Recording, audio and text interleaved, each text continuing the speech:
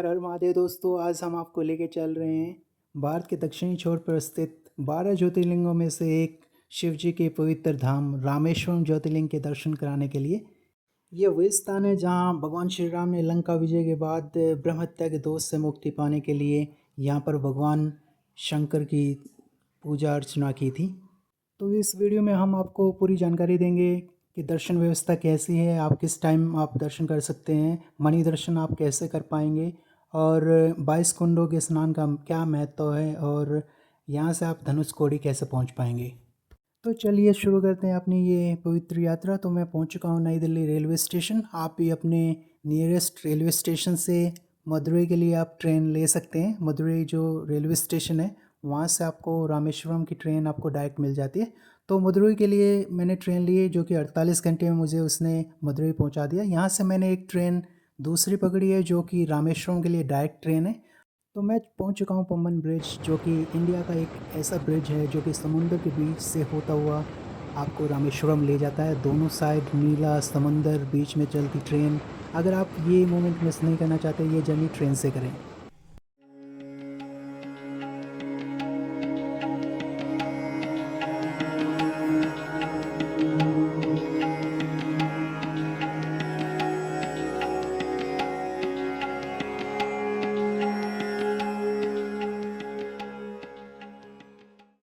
हर हर महादेव, मैं पहुंच चुका हूं रामेश्वरम ज्योतिर्लिंग। और ये जो पीछे देख रहे हैं मेरे, ये साउथ गेट है। इस मंदिर में टोटल 4 गेट है, ईस्ट वेस्ट नॉर्थ साउथ, जहाँ से एंट्री होती है। तो चलिए जानते हैं यहाँ पर दर्शन की क्या प्रक्रिया है और किस विधि विधान से आप यहाँ दर्शन कर पाएंगे। तो सबसे पहले आप पहुँच आप चले जाइए अग्नि तीर्थम में स्नान के लिए। अग्नि तीर्थम वही स्थान है जहाँ भगवान श्री राम ने समुद्र देव की पूजा अर्चना की थी समुद्र पर पुल बनाने से पहले। तो आप सबसे पहले आपको अग्नि तीर्थम में स्नान करना होता है और उसके बाद आप आ जाइए यहाँ पर नॉर्थ गेट जो मेरे पीछे है। आप नॉर्थ गेट पे आ जाइए। यहाँ से आपको एंट्री लेनी होगी 22 कुंडों में स्नान के लिए। तो 22 कुंडों में स्नान के लिए जो यहाँ पर शुल्क आपको देना होगा, फीस देनी होगी, वो देनी होगी 25 रुपये में। आपको यहाँ पर 22 कुंडों में स्नान कराया जाएगा जो कि निःशुल्क नहीं है। और बाहर जो आपको लोग मिलेंगे वो आपको कोई चार्ज करेगा 1000 रुपये, कोई 2000 रुपये। तो उनके चक्रों में आप नहीं पड़े, सीधा 25 रुपये की आप टिकट कटाएं, पर्ची कटाएं और सीधे चले आएँ कॉरिडोर में। तो मैं पहुंच चुका हूं वर्ल्ड के सबसे लंबे कॉरिडोर में और यहां से मैं जाऊंगा 22 कुंडों में स्नान के लिए। और अगर आप 22 कुंडों का जल अपने घर ले जाना चाहते हैं तो उसके लिए आप एक खाली बोतल लेके अपने साथ आएँ। तो मैं पहुंच चुका हूं 22 कुंडों में स्नान के लिए। तो यहाँ पर 22 कुंडों में स्नान के लिए आपको लाइन में लगना होता है और गैदरिंग पर वो पानी की बाल्टी से पानी छिड़कते हैं और उसके हिसाब से हर कुएं पर उसका नंबर लिखा होता है, उसके हिसाब से आपको आगे बढ़ते रहना होता है।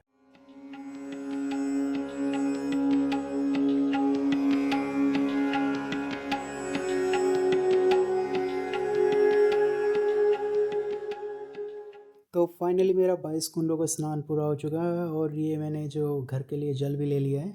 यहाँ पर जो ये 22 कुंड है इनका काफ़ी महत्व है। पौराणिक कथाओं के अनुसार जब भगवान श्री राम लंका पर विजय प्राप्त करके यहाँ पर लौटे थे तो उनकी सेना काफ़ी प्यासी थी। तो उनकी प्यास बुझाने के लिए भगवान श्री राम ने अपने बाणों से यहाँ 22 कुंडों का निर्माण किया था। और सबसे आश्चर्य की बात यह है कि 22 कुएँ हैं जो ये बिल्कुल आसपास हैं और जो 22 के 22 कुओं का जो जल है उसका स्वाद अलग है। और साथ में ऐसा माना जाता है कि जो ये 22 तीर्थम है, यहाँ स्नान करने से व्यक्ति के सभी दुख कष्ट दूर हो जाते हैं और उसे आध्यात्मिक शुद्धि की प्राप्ति होती है। वैसे तो 22 के 22 जो तीर्थम हैं वो पवित्र और अलौकिक हैं, बट इनमें से जो सबसे पवित्र माना गया है वो कोडी तीर्थम को माना गया है। क्योंकि एक पौराणिक कथा के अनुसार जब भगवान श्री कृष्ण ने अपने मामा कंस की हत्या करी थी तो मामा हत्या दोष के मुक्ति के लिए भगवान श्री कृष्ण यहाँ आए थे और उन्होंने कोडी तीर्थम में स्नान किया था। तो उसके पश्चात वो हत्या दोष मुक्त हो गए थे, इसलिए इसका इतना महत्व है।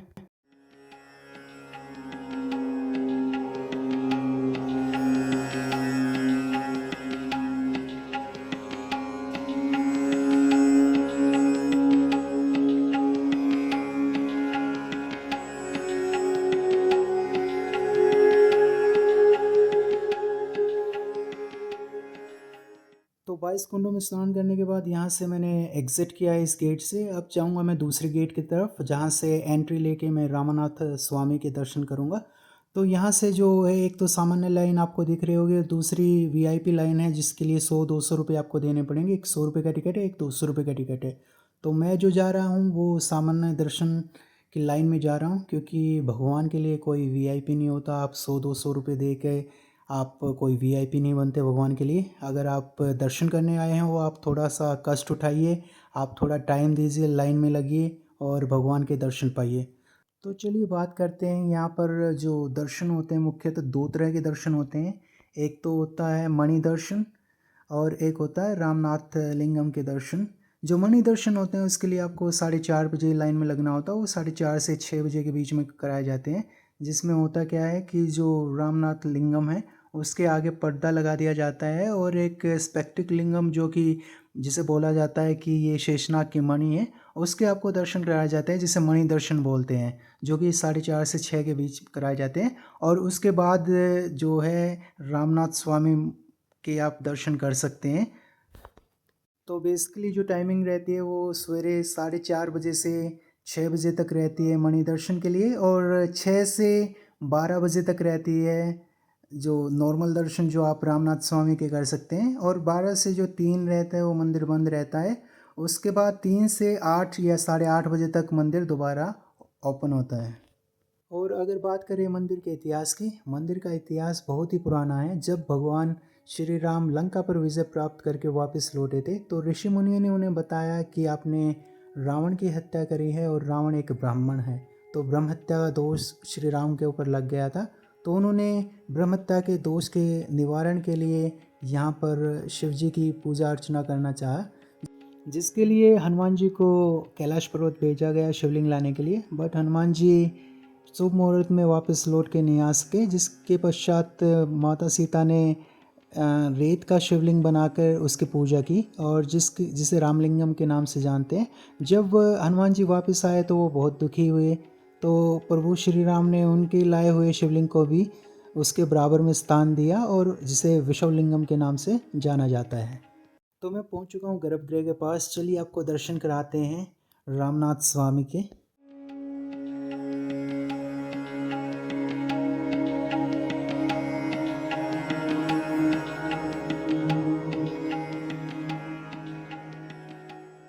तो फाइनली इतने सालों का जो इंतज़ार है वो ख़त्म हुआ, और फाइनली मुझे रामनाथ लिंगम के दर्शन हो गए हैं। और जो दर्शन जो आपको होते हैं यहाँ 1 से 1.5 मिनट आपको दर्शन होते हैं रामलिंगम के। और जो दर्शन होते हैं, जो लाइटिंग है यहाँ पर, जो लाइटिंग की हुई है, दीपक की रोशनी में आपको जो शिवलिंग के दर्शन कराए जाते हैं।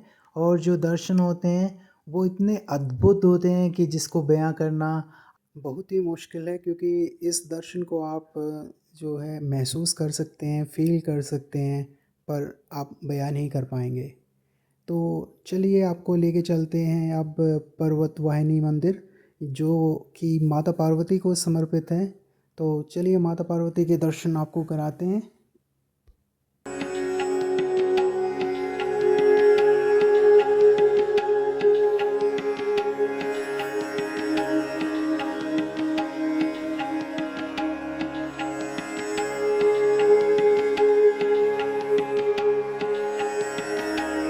तो चलिए मैं पहुंच चुका हूं यहाँ पर। जो मेन गेट है माता पर्वत वाहिनी के लिए, और ये जो आप देख रहे हैं नंदी जी की प्रतिमा, तो ये है मेन गेट यहाँ माता पर्वत वाहिनी के लिए। और ये जो रामनाथ स्वामी के लिए जाता है ये रास्ता। तो चलिए आपको दर्शन कराते हैं माता पार्वती जी के। और यहाँ से आपको दर्शन होने स्टार्ट हो जाते हैं इसी गेट के एंट्री से।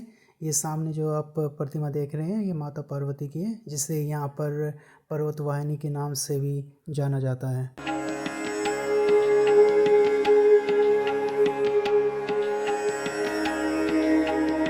तो इस मंदिर में जो मैंने दर्शन किए वो 15 से 20 मिनट का टाइम मुश्किल से आपको लगेगा। और इसके बाद आप चले आइए विष्णु जी के इस मंदिर में, जहाँ विष्णु जी अपने शेषनाग पर लेटे हुए हैं। तो सारे दर्शन मेरे जो कंप्लीट हो चुके हैं, अब मैं चल पड़ा हूँ मंदिर के कॉरिडोर में घूमने के लिए। ये इंडिया का नहीं, पूरे वर्ल्ड का हिंदू टेम्पल में सबसे बड़ा कॉरिडोर है। और इसमें जो पिलर है 1200 पिलर हैं, जिसमें हर पिलर पर नक्काशी है और हर पिलर सेम आपको नज़र आएगा। उस टाइम में भी जब कोई टेक्नोलॉजी नहीं थी, उस टाइम पर भी सारे के सारे पिलर एक लाइन में और सीधे आपको दिखाई देंगे। तो यहाँ से अब मैं निकल रहा हूँ पंचमुखी हनुमान मंदिर की तरफ। तो चलिए आपको दर्शन कराते हैं पंचमुखी हनुमान मंदिर के। यहाँ से आपको 30 मिनट लगेंगे ऑटो में। तो मैं पहुँच गया हूँ पंचमुखी हनुमान मंदिर।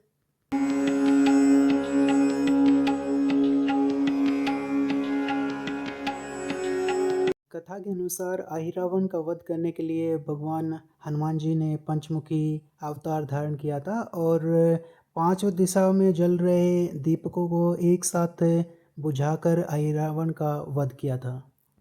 तो चलिए मैं आपको दिखाने जा रहा हूँ वो पत्थर जो कि पानी पर तैरते हैं। मान्यताओं के अनुसार इन्हीं पत्थरों का इस्तेमाल करके समुद्र पर जो राम सेतु पुल तैयार हुआ था और वानर सेना ने इन्हीं पत्थरों का इस्तेमाल करके पूरा का पूरा पुल जो समुद्र पर तैयार किया था।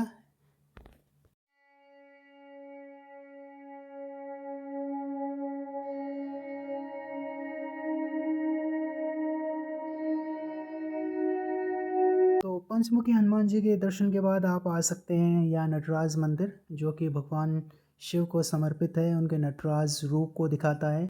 इसमें भोलेनाथ का जो स्वरूप दिखाया गया वो सिर्फ एक तांडव का प्रतीक नहीं है, बल्कि पूरे ब्रह्मांड की ऊर्जा के संतुलन का प्रतीक दिखाया गया है।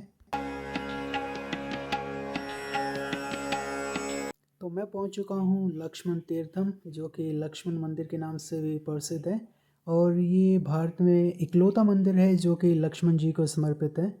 मान्यताओं के अनुसार जब लंका पर विजय प्राप्त करके भगवान श्री राम, माता सीता और लक्ष्मण जी यहाँ रामेश्वरम में आए थे, तो उन्होंने अलग अलग जगह पर पूजा अर्चना की और स्नान किए थे। इसी स्मृति में इस पवित्र स्थल का निर्माण किया गया है, जिसे लक्ष्मण तीर्थम के नाम से जाना जाता है। और ये जो आप कुंड देख रहे हैं ये लक्ष्मण तीर्थम कुंड है और इसी में श्रद्धालु स्नान करते हैं, अपने पापों से मुक्ति पाते हैं और मन और आत्मा दोनों की शुद्धि होती है यहाँ पर। तो ये जो सामने जो दिख रहा है ये लक्ष्मण जी का मंदिर है, जहाँ पर वो शेषनाग के रूप में विराजमान है।